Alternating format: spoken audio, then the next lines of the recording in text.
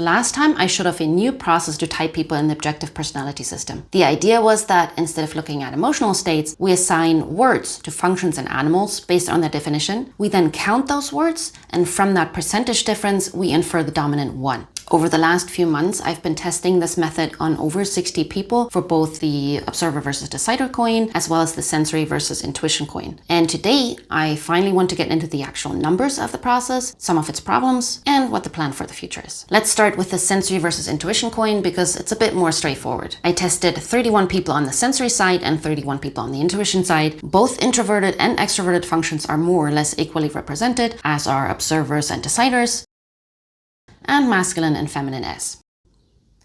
The analysis are based on videos of around 19,000 words. That's on average 20 to 30 minutes per person. The videos were not specifically selected or screened except to make sure to have as many uninterrupted blocks of speech as possible, and around half of them are the same kind of video, that is someone's breakdown of their career, which I thought would make for a more controlled environment. Unfortunately, I couldn't get that kind of video for every person. And this is the result. As you can see, the mean for sensory currently lies at 27%, meaning that as saviors use 27% more sensory words than intuition words. The mean for N is a little lower at only short of 23%.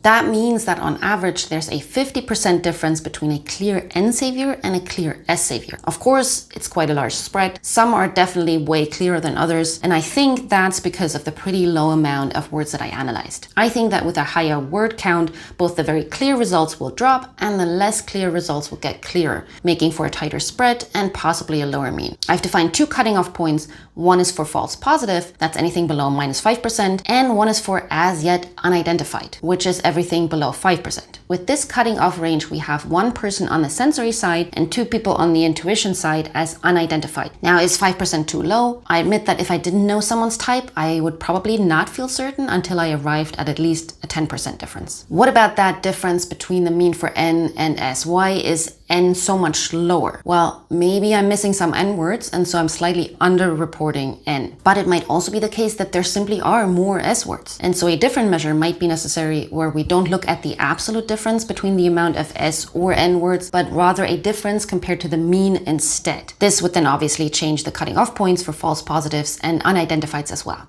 So how did I arrive at these numbers? Last time I already explained that everything's based on the definition for the function. If the definition isn't good, associated words will lead to bad results. Additionally, I've been working on a text search tool that helps me verify whether these words really are more likely to be used by the associated savior function. Fundamentally, I define intuition as everything not visible, that which doesn't exist yet. Yes, it's also concepts and abstractions, but these are actually quite hard to spot as S saviors can also easily talk abstractly.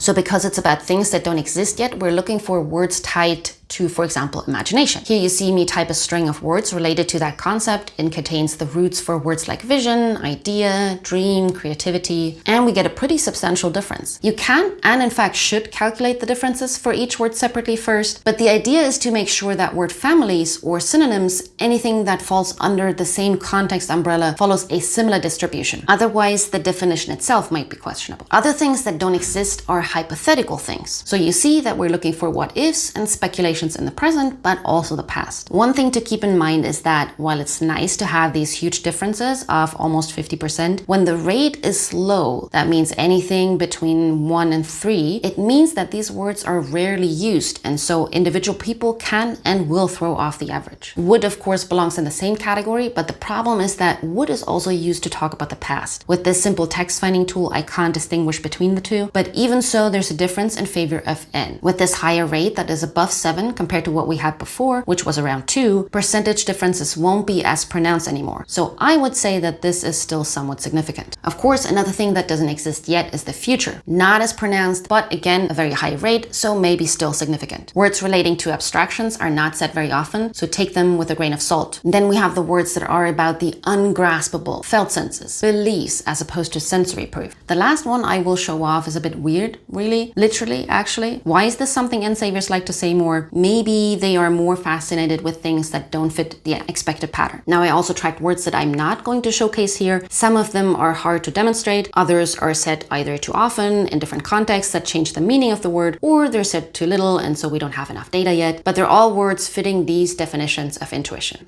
Things are not as easy on the sensory side. SI defined as anything real. You can see it or touch it or hear it, physicality, its data, and what actually factually happened. But it is also about specificity. And as such, you can never get all the words into a list because many times it will be something like numbers or names or dates. The first word family we'll check is all about data and proof, which gives us a nice, clear difference. Happen is in the same family, but not as clear, so needs to be watched. I would have liked to include event and news, but because they're not very common words, someone like Aaron Sorkin talking about his show that is about the news has more weight than it normally would. One set of words I found accidentally was all about learning. I'm not quite sure why this seems to cluster on the S side. Maybe because when these words are used, they refer to taking in factual information. We'll see whether it holds up over time. I mentioned physicality. Tied to that is movement. Here I had to exclude many words that were used in a different context. For example, run was used in the show Ran for 3 years, and so that kind of thing would obviously skew the results. Tied to physicality is everything to do with the body. This one has to be taken with tons of grains of salt because while the family itself seems to work, individual words are very underrepresented. And lastly, and this one is a bit weird as well, is literally, really, actually. I know it seems absurd, and obviously you don't want to mark every really or actually, but sometimes it does mean in reality, and that I would accept as an S word. The rest of the words, unfortunately, don't make sense to search with this tool because they will be specific sensory details. Now, obviously, there are real limitations to this kind of text search. It cannot filter by context, it cannot search for many phrasal verbs. The smaller the data set for a particular word, the more one person can throw the whole thing off. On the other hand, more common words have lower differences, which can make it difficult to trust whether that's still significant. The same goes for whole family of words. The solution to that is, of course, AI context search. Before we move on, I'd like to mention some surprises I had while checking my list against the data. The first one is about guessing. I thought for sure this one would cluster on the N side, but it doesn't. Some of these I mark anyway if I think that the context calls for it, but I definitely have to keep an eye on this one. I also thought that N was all about understanding, but you look at all the synonyms and this is what happens. Again, why? Maybe coincidence, maybe small data set. Now, it does also cluster in the info dominant category, which makes a lot of sense, but it still left me quite confused, which is apparently what happens only to any saviors. It goes without saying that all the words I've listed will need to be rechecked as more videos are transcribed and more people enter the pool. I will not show off any examples in this video, but I will make more videos in the future where I will record myself while marking words, so keep an eye out for that. What about the observer versus decider coin? I do not have results that are as convincing as you can see. I started and I got to around 70 people, but I realized eventually that I didn't actually understand the coin, or not enough to have a definition that lets me find the right words. There are several reasons for that. First, observer and decider aren't strictly opposites. Something like double deciding or double observing doesn't exist in other coins, except for energy and info. The next thing is that a lot of different subcoins go into this one. An NE observer looks and talks very differently from an SE, an SI, and an NI observer, and the same goes for the deciders. And to make things even worse, this coin overlaps quite a bit with the last animal and the socials. And in order to differentiate whether someone is an observer or a consume last, or whether someone is a decider or a number one, you have to first understand those coins as well. So I think this will actually be the last coin to be resolved. Before I finish up the video, let me talk a little bit about the limitations and the problems of the process. One of the biggest time killers is finding and transcribing a video. The transcripts are usually without punctuation and riddled with us and you knows and all that kind of stuff. ChatGPT helps, but only up to a point, and you cannot even begin to imagine the agony of cleaning up a Blast Last or Zack Snyder or Jeff Bridges transcript. And this is all before I even do the analyses, which take their own sweet time. Because of that very real time limitation, I figured that it was better to have a spread of people, even if that meant there'd be some bad apples. For some of those that did indeed misfire, like Amy Adams or Michael Sheen, I went and transcribed another video. That did not pan out with all of them either. So my estimate is that you'd probably need at least 3 videos to feel any kind of certainty. Even so, with 62 people, I think it's somewhat safe to say that I probably didn't just get lucky that the majority of them showed the type person savior function, especially since I didn't cherry pick the videos. Another problem is that I'm still very much in an experimental phase. I regularly update words or even definitions for the coins, and now with the text search tool even more so. However, every time I do that, I basically invalidate all my old analyses. Right now, I don't have an easy way of going back over them. Many words have to be evaluated in context, and so you can't automate word selection. Of course, the idea was always for this to just be a proof of concept. Now that I'm relatively confident that it can be done for at least some of the coins,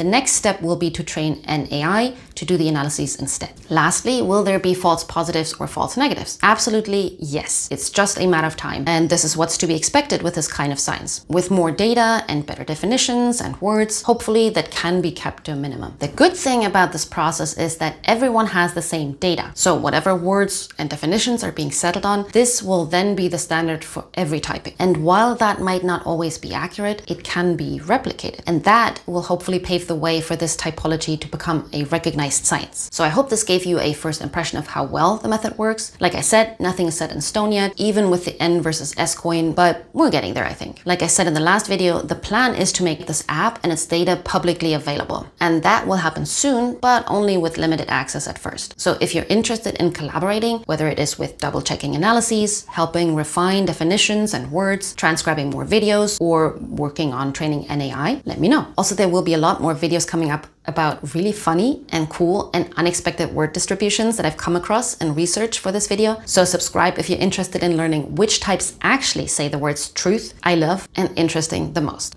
See you next time.